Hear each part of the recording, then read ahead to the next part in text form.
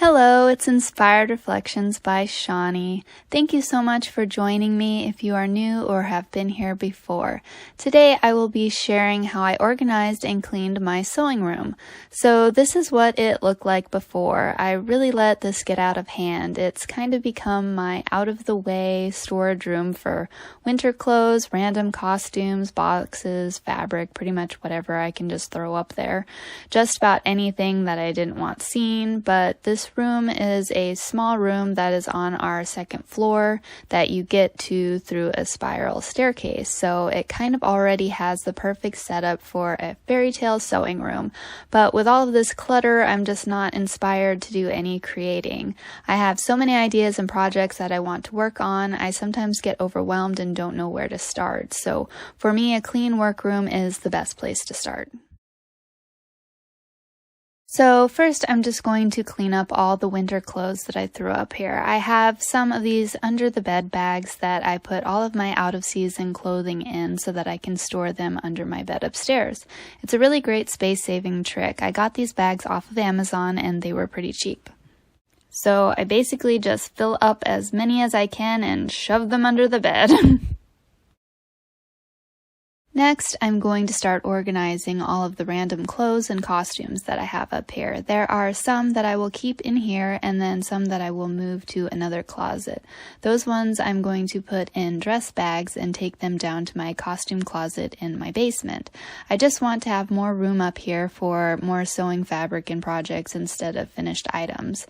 So here you can see how many costumes I have. It's crazy how many I've accumulated over the years. I'm so thankful that I have a space to put them. So now I'm going to get started on hanging up some of my fabric. I wanted to be able to see all of the different types and colors that I have when I have a project in mind. I can easily look through the fabric and be like, oh, this would work perfectly. Mostly I put uncut sections of fabric up here like curtains and bed sheets that I got from thrifting. I love these pants hangers with the clips on them. It's so easy to clip the fabric on them, and I just love how you can see everything at a glance. I also got these on Amazon. Now I have a couple special projects that I've been wanting to do for a really long time. I got this really nice rolling chair at the thrift store, but I really didn't like the pattern on the fabric. It doesn't really go with anything in my sewing room, but I have this fabric that matches the color of my walls perfectly. So I thought this would be really fun to tie everything together and look cohesive. So on the bottom cushion, I was able to just lift it up and start stapling the fabric directly onto the bottom. Then on the other end, I just had to unscrew one side of the hinge, pull the fabric up, and then put the screws back in and do a few more staples. The top of the chair took a little more work. First I had to unscrew it from the back, then cut out two pieces of fabric a little bigger than the cushion and sew them together, leaving the bottom edge open. I then turned that inside out and placed the cushion inside. Now I have to hand sew it closed on the bottom.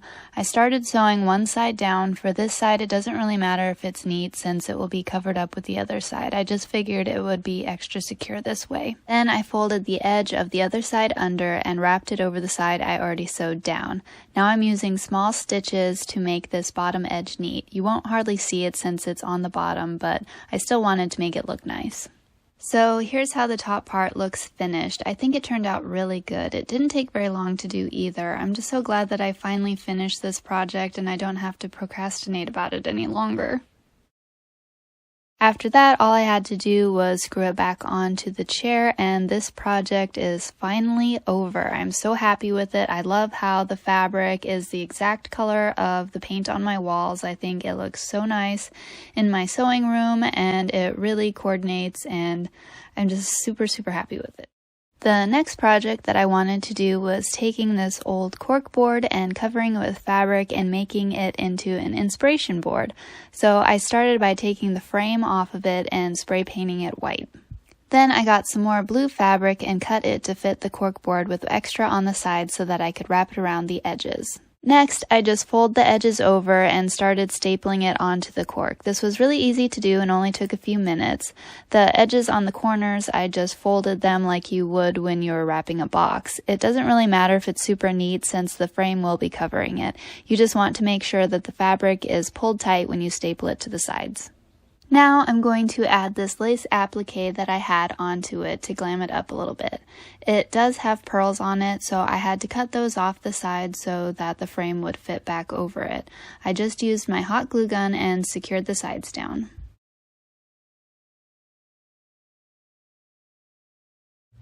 Now I can add the frame back over it. This one has like staples on the back, so you just have to push the staples back over the cork board. Next, I printed and cut out a few inspiration pictures to put on it. I wanted to use this like a real-life Pinterest board to inspire me to actually make a few of the items that I've been looking at and really wanting to make. For the next project, I wanted to put fabric on the top cover for my spiral staircase. It's just a piece of styrofoam insulation, but it makes an extra table for laying out patterns or something that's not very heavy. I had just enough of this floral upholstery fabric to cover it. I liked it because it has the same blue as the walls, but then adds some pink and green to it. So I basically just did the same thing. I cut out the fabric, folded it over the edges, and stapled it down. At least now with the fabric on it, it looks intentional instead of just a random piece of styrofoam. I really like how it brings some more color into the room too, instead of it just being blue and white. Then the last project I had was my ironing board. I do have a smaller white one, but I really like this bigger board. Again, I just didn't think the fabric that was already on it went well with the rest of the colors in the room. This is some of the fabric that is on the cork board. It's just a thick cotton, so I think it should be fine for ironing. So basically, I just did the same thing again. I cut it out to the right size, folded over the edges, and stapled it down. This is such an easy way to customize your items, especially if you find them at the thrift store. I usually either cover things with fabric or spray paint over it. So now I have all of these items that won't look out of place but intentional. I'm just so happy that I finally finished these projects and they look so cool. Now I'm going to move on to organizing my sewing patterns. These first ones are ones that I've purchased off Etsy and printed off myself. I tried to stick with tops or smaller pieces since it takes a lot of paper to print out like a whole dress pattern. For these ones, I like to put them in a Ziploc bag to keep it all together. Then these ones are patterns that I've bought either at Joann's, the thrift store, or garage sales. These organizers are perfect for patterns. The silver one I think is for letters in your office. I spray painted it silver, and the other one I think is also for letters or other business accessories. I love that I can still see them and easily look through them, and underneath is my rolling storage with the drawers. I keep a lot of my other patterns in here to keep them out of the way. These ones are the ones I am not planning on using anytime soon, so I don't mind them being down here. Some of these I have sewed to, so I have them in the Ziploc bags. The next one is another hanging organizer. I also spray painted this one silver too, and it is another perfect size for patterns. Always remember that when you are thrifting, it doesn't matter if you don't like the color because you can always spray paint it or cover it. Moving on, I will be organizing some more fabric. I found this shelf at guess where? A thrift store! I couldn't believe I found this one since I believe it's one of the more popular ones from IKEA. I was so excited when I saw it, so I decided I was going to put smaller pieces of fabric on here so it would be more like a display. I tried to somewhat separate all the fabric by colors. I just really love being able to see everything so you know what you have and you don't have to dig to find something. So up next, I decided it would be nice if I labeled all of my drawers. My mom has this labeling maker that she got from Walmart, so I decided to use it to make all of my labels. All you have to do is type in what you want, press print, and then cut it off. It's basically a sticker, so all you have to do is peel off the backing and place it wherever you want it. For the first container I decided to put bra pads in it. Then I have a drawer for all of my zippers. Next one is bias tape. I have a lot of that, so I had to use 2 drawers for this one. Next, it's basically just a montage of me filling drawers with a bunch of different supplies, so I'm going to play some music and just let you watch it, and I will come back when I am done.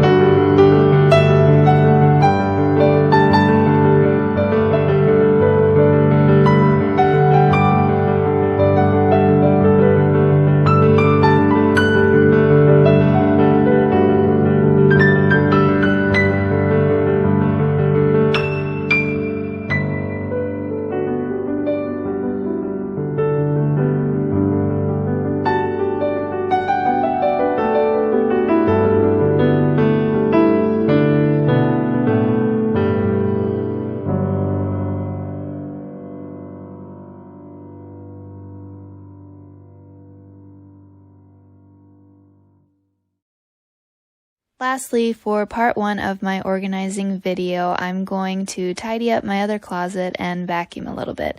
This is the closet that I have a bunch of plastic tubs with the rest of my fabric in it. I wanted to rearrange this in a way that would be easier to access everything.